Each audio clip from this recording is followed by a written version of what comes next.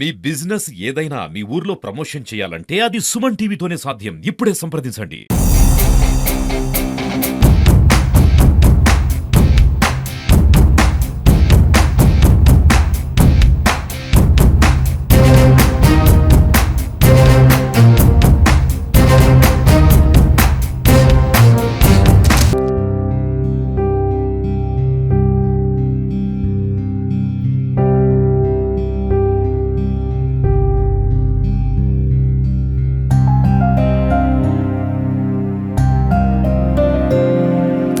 తన్నుమాలిన ధర్మం పడికిరాదంటుంటారు పెద్దలు. అయితే యువకుడైన మహమ్మద్ సిరాజ్ మాత్రం ఆ దిశగా ఆలోచించలేదు. పరోపకారం ఇదం శరీరం అని ఆరోగ్యాన్ని త్రికరణ శుద్ధిగా విశ్వసించి ఆచరణలో ముందుకు సాగారు. ఫలితమే కేవలం ఒక్క అమరవాయి గ్రామమే కాదు, జోగులాంబ గద్వాల జిల్లా వ్యాప్తంగా ఎన్నో వందల కుటుంబాలకు తగిన చేయూత లభిస్తుంది. ప్రస్తుతం మనతో యువకుడైన మహమ్మద్ సిరాజ్ ఉన్నారు. తనతో మాట్లాడి మరిన్ని వివరాలు తెలుసుకునే ప్రయత్నం చేద్దాం. సిరాజ్ గారు నమస్తే అండి. నమస్తే సార్, ఎలా ఉన్నారండి? నేను దేవుడి కృప వల్ల, అందరి ఆశీస్సుల వల్ల, నా పెద్దల ఆశీర్వాదం వల్ల చాలా బాగున్నాను. అలాగే సుమన్ టీవీ ప్రేక్షకులకు నా నమస్కారం. ముందుగా మీ కుటుంబ నేపథ్యం ఏంటండి? అంటే మీ తండ్రులు తాతలు ఏం చేసేవారు? అంటే ఆర్థికంగా స్థితిమంతులా లేకపోతే మిడిల్ క్లాస్ చెందినవారండి? మా తాతగారు గద్వాల రాజస్థానంలో పన్నుదారుగా పనిచేసేవారు.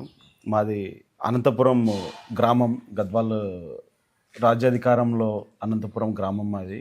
అక్కడి నుంచి రాజ్యాలు పోయిన తర్వాత మా నాన్నగారు ఇక్కడికి అమరవాయి అని మానపాడు మండలం అమరవాయి గ్రామంకి రావడం జరిగింది.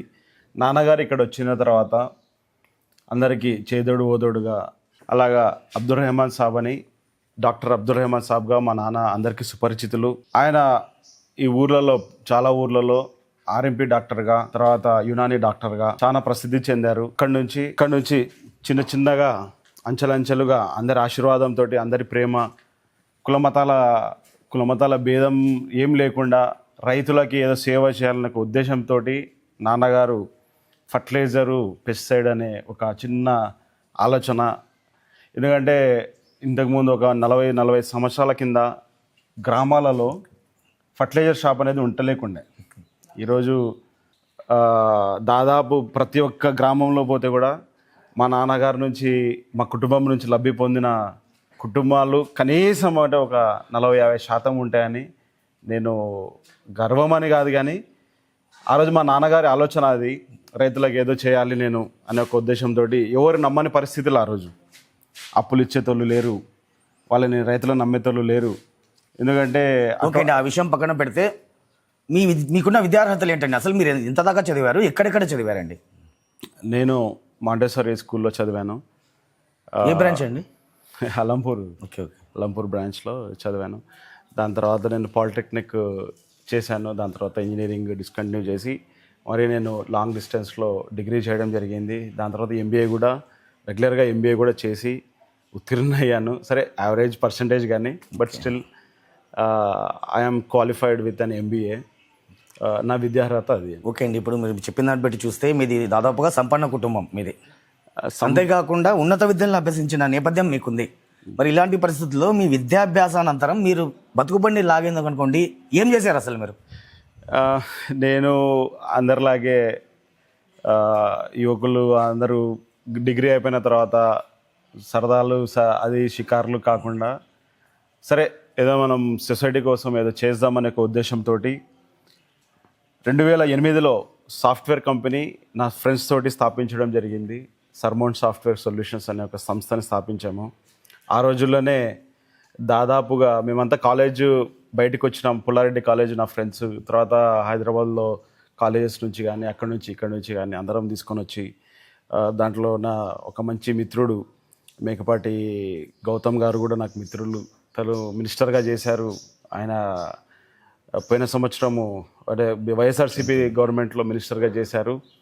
వారి తమ్ముడు కూడా నాకు పార్ట్నర్గా మనం కంపెనీ స్టార్ట్ చేశాము.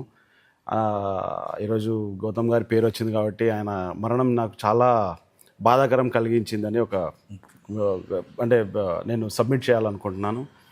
సో సాఫ్ట్వేర్ కంపెనీ స్థాపించినాము, బాగా జరుగుతుందని ఒక మంచిగా నలుగురికి ఉపాధి కల్పించాలా అనే ఒక ఉద్దేశంతో ఆ రోజుల్లోనే ఒక 35-40 లక్షలు పెట్టడం జరిగింది. మా దురదృష్టం ఏంటంటే డిసెంబర్లో రామలింగరాజు సత్యం స్కాము, అంటే మీరు చాలామందికి ఈ రోజుల్లో సత్యం అనే కంపెనీ ఉంది అనేది తెలియదు. సత్యము అనే కంపెనీ సాఫ్ట్వేర్ సొల్యూషన్స్, సత్యం సాఫ్ట్వేర్ సొల్యూషన్స్ అనే కంపెనీ ఆ రోజుల్లో one of the biggest company.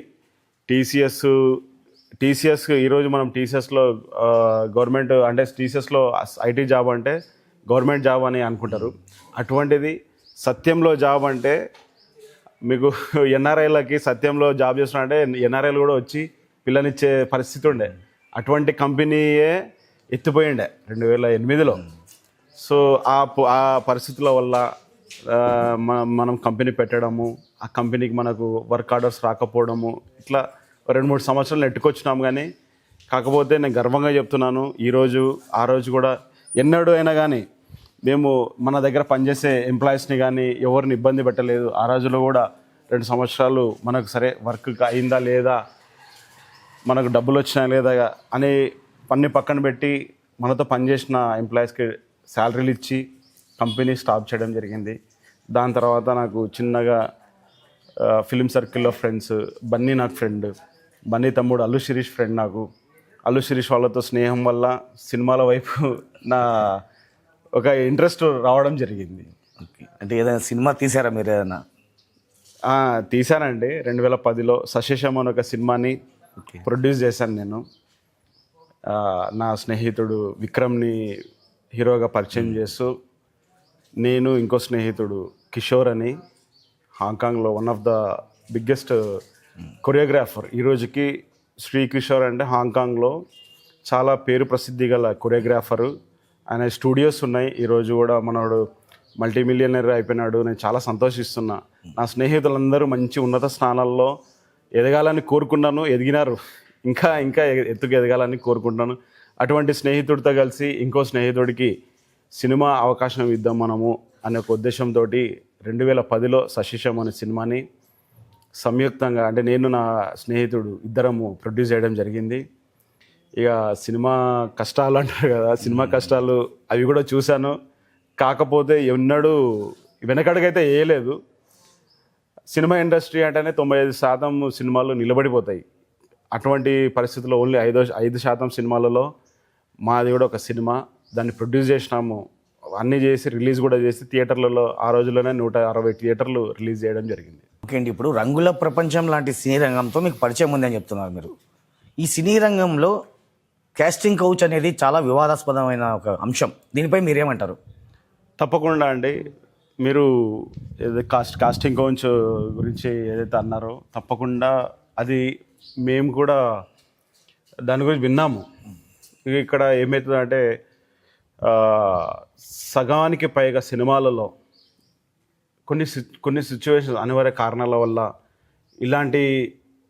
ఇలాంటి సిచ్యువేషన్స్ అంటే ఇలాంటి సంఘటనలు జరుగుతాయి. కాస్టింగ్ కౌచ్ అనేది అది ముమ్మాటికి జరిగిందా జరగలేదా అనే దాని గురించి నేనైతే దాన్ని వివరణ ఇవ్వలేను. కానీ కాకపోతే ఉంది అనేది వాస్తవం, అది ఉంది అనేది వాస్తవం. దాని శాతం ఎంత ఏంది అనేది మనం అయితే చెప్పలేము. ఇక్కడ ఏముంటుందంటే అమాయకులు చాలామంది సినిమా అవకాశాల కోసం వస్తారు. వాళ్ళని అంటే ప్రతి సినిమా ఇండస్ట్రీయే అది అనే స్థాయికి దిగజార్చినారు. ఎంతోమంది యువకులు ఏదోదో అనుకొని ఊర్లు ఇడిచిపెట్టుకొని పస్తులుండి, శ్రీనగర్ కాలనీలో నా బిల్డింగ్ కూడా ఉంది, అక్కడ మన బిల్డింగ్ దగ్గర కూడా చాలామంది కింద ఛత్రపతి టీ స్టాల్ అనే ఒకటి ఉంది. నేను చూస్తుంటే ఎప్పుడైనా పోయినప్పుడు చిన్న 16-17 సంవత్సరాల పిల్లలు వస్తుంటారు. ఈ ఊర్లు ఇడిచిపెట్టి వస్తారు, వాళ్ళ తల్లిదండ్రులతో కనెక్షన్ ఉండదు. ఏంది అంటే సినిమా అనే దాని మీద వస్తారు. అటువంటి వాళ్ళని కొంతమంది సినిమా వాళ్ళు అయితే చేయరు. అది సినిమా వాళ్ళు అయితే తప్పకుండా చేయరు. కేవలం సినిమా అని చెప్పుకునే వాళ్ళని లొంగ తీసుకొని కాస్టింగ్ కౌచ్ అని వాళ్ళని వేరే ప్రలోభాలకి గురి చేసి చేస్తారని మనము దీన్ని కంక్లూజన్ చేయగలుచుకున్నాం. ఓకే అండి, ఇప్పుడు అలంపూర్ చౌరస్తా నుంచి మేము మీ గ్రామానికి వచ్చే ముందు చూసాం. చిన్న పిల్లల నుంచి పెద్దవారి దాకా అంటే రైతులు కావచ్చు, వ్యాపారులు కావచ్చు, ఎవరైనా అసలు మహమ్మద్ సిరాజ్ అంటే అసలు ఏంటండి మీకు అంత ఫాలోయింగ్? అసలు ఏం చేశారు అసలు మీరు? తప్పకుండా దీని గురించి వివరణ మంచిగా చాలా సంతోషం అనిపిస్తుంది.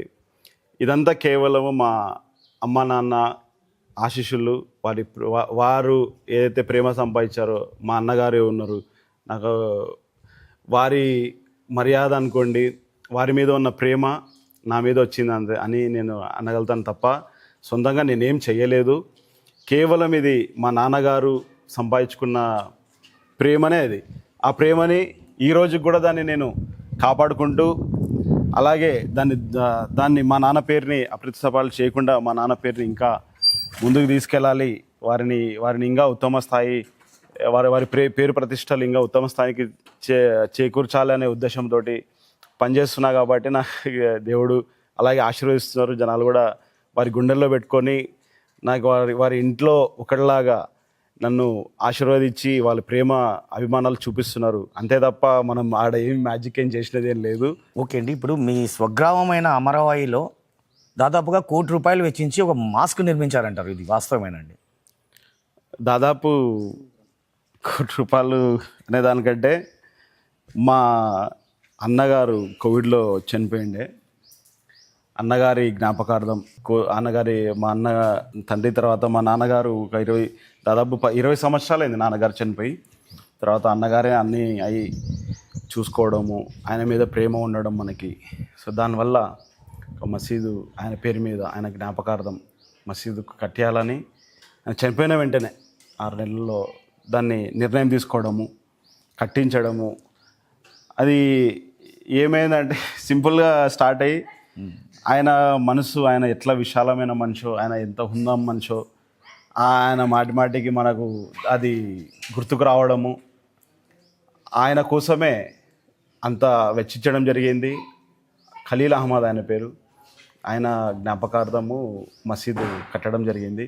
డబ్బులు అనేది కాదు అక్కడ, డబ్బులు ఏముంది, మనీ ఇస్ నాట్ క్రైటీరియా అంటారు. Money is not the criteria. All I want is like మా అన్న, అది చూస్తే అందరికీ మా అన్న గుర్తు రావాలి. ఎందుకంటే మా అన్న కూడా జనాలలో ఉన్న మనిషే. అసలు ఆయన ఎంత అంటే మా అన్న గురించి ఒక చిన్న గొప్పతనం ఏంటంటే, ఎక్కడైనా కానీ ఫంక్షన్స్లో కానీ ఏమన్నా కానీ ఫస్ట్ ఆయన ఎవరైతే బిలో పావర్టీ లైన్ ఉంటారో వాళ్ళకి తినిపినీకే ట్రై చేస్తాడు మా అన్న స్పెషాలిటీ అది. ఓకే అండి, మీరు బేసిక్గా ముస్లిం మైనార్టీ వర్గం చెందిన వ్యక్తి. మరి సరే, మసీద్ కట్టడం ఓకే యాజ్ ఎ ముస్లిం, కానీ మరి మీరు ప్రతి వినాయక చవితి కావచ్చు, బతుకమ్మ జాతర కావచ్చు, ఇలా ఈ హిందూ పండుగలకు కూడా మీరు తగిన చేయూత ఇస్తుంటారని విన్నాం. ఇది ఎందుకండి ఇలా? చేయూత ఒకటే కాదు, నేను తప్పకుండా పిలిస్తే మంచి విషయం ఏంటంటే, వినాయక చవితి స్టార్టింగ్ నుంచి నిమజ్జనం అయ్యేంత వరకు నేను నాన్ వెజ్ కానీ గుడ్డు కానీ ముట్టుకోను. ఎందుకంటే 9 రోజులు, ఆ 10 రోజులు ఏదైతే ఉంటుందో, నాకు ఎక్కడైనా కానీ టెంపుల్స్కి పిలుస్తారు అనే ఒక ఉద్దేశంతో ఆ 10 రోజులు నేను నాన్ వెజ్ ముట్టను. ఓకే అండి, ఇప్పుడు దాదాపుగా ప్రజెంట్ నవ్వేడేస్లో మానవ సంబంధాలన్నీ కూడా పూర్తిగా ఆర్థికపరమైన సంబంధాలుగా మారిపోతున్నాయి. అంటే బంధుత్వాలు వీటన్నిటి కూడా ప్రాధాన్యత క్రమక్రమంగా తగ్గిపోతూ వస్తున్న పరిస్థితి. ఇలాంటి పరిస్థితుల్లో మీరు ఈ మానపాడు మండలంలో ఏ ఇంట ఎవరు చనిపోయినా కూడా కుల మతాలకు అతీతంగా వెళ్ళి పాడేమొస్తుంటారంటారు, ఇది వాస్తవేనండి? తప్పకుండా అండి. ఇప్పుడు నా సోదరుల్లాగా భావిస్తాను నేను. లేకపోతే నాకు మన ఎస్సీ సోదరులు చనిపోతే కొంతమంది దగ్గర కూడా పోరు. మనకేముందండి, మనమందరము మట్టిలో కలిసేవాళ్ళము. తప్పకుండా ఏదో ఒక రోజు ఒకరు తొందర పోతారు, ఒకరు లేటుగా పోతారు, తప్ప అందరం మట్టిలో కలిసేవాళ్ళము. ఆ ఐడియాలజీ ఉన్న వ్యక్తిని నేను కాబట్టి నాకు అలాగా ఏం లేదండి. ఎవరైనా తప్పకుండా మోస్తా. మీ నాన్నగారి హయాంలో ఈ క్రిమి సంహారక మందులకు సంబంధించి కొన్ని కోట్లు రైతుల నుంచి మీకు రావాల్సి ఉందండి, అయినా ఎగురగొట్టారు రైతులు. అయినప్పటికీ కూడా మీకు ఈ అమరవాయి కావచ్చు, ఈ గద్వాల్ జోగులాంబ జిల్లా వాసులు కావచ్చు, వీరిపై ఎందుకు మీకు అంత ప్రేమ? ఇక మా నాన్నగారు నమ్మారండి, వాళ్ళని నమ్మడము. ఇప్పుడు అంటే నమ్మినోడు మోసం చేస్తారు అంటే ఇక మనము అలాగా అంటే ఎవరిని నమ్మలేం మనం. అంటే నమ్మకం అనేది నమ్మాల్సిందే మనిషిని కాకపోతే ఇంకేందని నమ్ముతాం మనం, చెప్పండి. సో సరే, మోసం చేసిన తర్వాత మేమైతే కిందికి పడలేదండి. మేము డెవలప్ అవుతూనే ఉన్నాం దేవుని వల్ల, మెట్టు అంచెలంచెలు ఎదుగుతూనే ఉన్నాం. ఆ రోజు మా నాన్నగారు చనిపోయిన రోజు దాదాపు కొన్ని 100 బాండ్ పేపర్లు లాకర్లలో ఉండే అన్నీ ఉండే.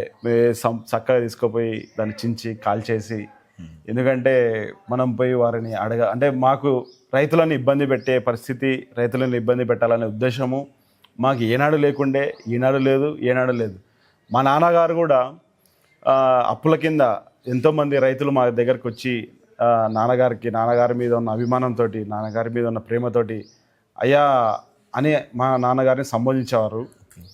అయ్యా నాకు ఒక 50,000 అప్పు ఉంది, ఒక 1/2 ఎకరా పొలము రాసిస్తా, నేను రిజిస్ట్రేషన్ చేసుకోండి అంటే నాన్నగారు ఈరోజు కూడా చాలామంది అంటారు, ఏరా తిక్కోడా నువ్వు నాకు రాసిస్తే నీ పిల్లని ఎట్లా సాకుతావు. ఈరోజు కూడా కేవలం మా నాన్నగారు అలా కాదన్నందుకే ఈరోజు కొంతమంది ఆ పొలాలు పెట్టుకొని దాంట్లో సంపాదించుకొని మంచిగా బతుకుతున్నారు. ఆ సంతృప్తి చాలండి మాకు. అప్పులు ఇప్పులు ఏం లేదండి, దానికంటే మంచిగా దేవుడు మాకు ప్రసాదించాడు, దానికంటే మంచిగా సంపాదించుకున్నాము. దాంతోపాటు జనాల ప్రేమ సంపాదించుకున్నాము, జనాల అభిమానం సంపాదించుకున్నాము. దీనికంటే పెద్ద ఆస్తి ఉండదు అనే ఉద్దేశము అని అనుకుంటున్నాను. మీరు ఒక సక్సెస్ఫుల్ రియల్టర్ అండి, రియల్ ఎస్టేట్ రంగంలో బాగా రాణిస్తున్న వ్యాపారవేత్త మీరు. మరి భవిష్యత్తులో ఈ సేవా రంగంలో మీ భవిష్యత్ కార్యాచరణ ఏ విధంగా ఉండబోతుంది? నేను 3 సంవత్సరాల కింద ఆశా సేవా సంస్థ అనే ఒక ఆర్గనైజేషన్ స్థాపించడం జరిగింది.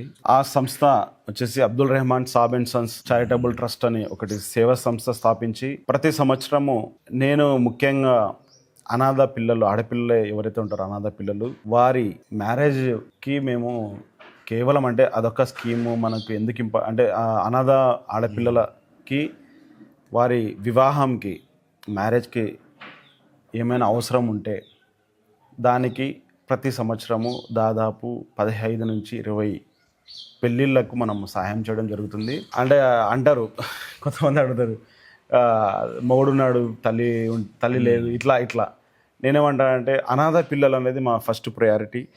ఎందుకంటే మనం చూస్తున్నాము చాలా సొసైటీలో ఆడపిల్లని ఈరోజు ఎంత ఘోరంగా అంటే ఆడపిల్లతోటి ఎంత ఘోరంగా వ్యవహరిస్తున్నారు అనేది.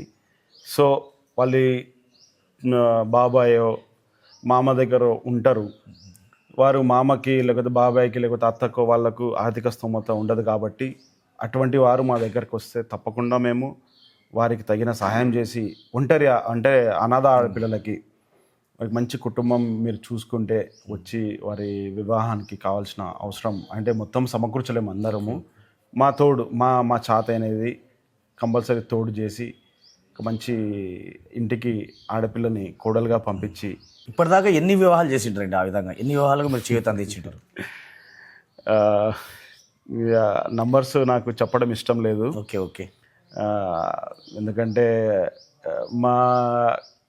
మెయిన్గా మనకు కొంచెం ముస్లిం కమ్యూనిటీస్ నుంచి వస్తారు కాబట్టి నేను దాన్ని ఫోటోలు కానీ మీడియాలో ఎక్కడా కానీ నేను ప్రచురించదలుచుకోలేదు దాన్ని. ఎందుకంటే చాలామంది తీసుకున్నా కానీ కొంచెం మొహమాటం లేకపోతే అంటే వాళ్ళకు ఇష్టం ఉండదు. మనకు కూడా ఓకే చలో ఏముంది, వాళ్ళ మర్యాదనే నా మర్యాద, వాళ్ళకి నేను మర్యాద ఇస్తున్నా అంటే వాళ్ళ మర్యాద కాపాడడమే నాకు కూడా మర్యాద అనే ఉద్దేశంతో. ఓకే అండి, చివరగా ఒక ప్రశ్న అండి, మీ జీవితాశయం ఏంటండి అసలు? దేవుడు అవకాశం ఇస్తే సీఎం కావాలని కూడా ఉంది నాకు. అది సాధ్యపడుతుంది అంటారా? చెప్పలేము. దేవుడు ఆశీర్వదించాలే కానీ మా రేవంత్ రెడ్డి గారే మాకు ఒక ఆదర్శం అనుకోవచ్చా? మా రేవంత్ రెడ్డి గారే ఒక ఆదర్శము. కేవలం 15-20 సంవత్సరాలలోనే ఎక్కడికో వెళ్ళి ఈరోజు జెడ్పీటీసీ స్థాయి నుంచి ఈరోజు సీఎంకి ఎదిగారు. చాలా చాలా సంతోషం, చాలా గర్వం అనిపిస్తుంది రేవంత్ రెడ్డి గారిని చూస్తే. నలుగురికి సాయం చేయాలనే ఒక ఇదే ఉంది తప్ప ఆ రోజు ఏదో మంచి స్థానంలో ఉన్నాం కదా, సహాయం అనేది ఎప్పుడు బంద్ కాదు. ఓకే అండి, మీ కోరిక నెరవేరాలని ఆశిద్దాం. గత 17 ఏళ్లుగా మహమ్మద్ సిరాజ్ సేవా ప్రస్థానం అన్నది అప్రతిహతంగా నేటికి కొనసాగుతూనే వస్తుంది. అంటే ఇంతటితో ఈ సేవా కార్యక్రమాలను తాను విరమించబోవని, భవిష్యత్తులోనూ సైతం తాను నిరంతర శ్రామికుడై సేవా రంగాన ముందుకు సాగుతానని ఆయన స్పష్టం చేస్తున్న పరిస్థితి. ఇది ఇక్కడ తాజా పరిస్థితి. కెమెరా పర్సన్ వికాస్తో నందకిషోర్, సుమన్ టీవీ, అమరావతి గ్రామం నుంచి, గద్వాల్ జిల్లా.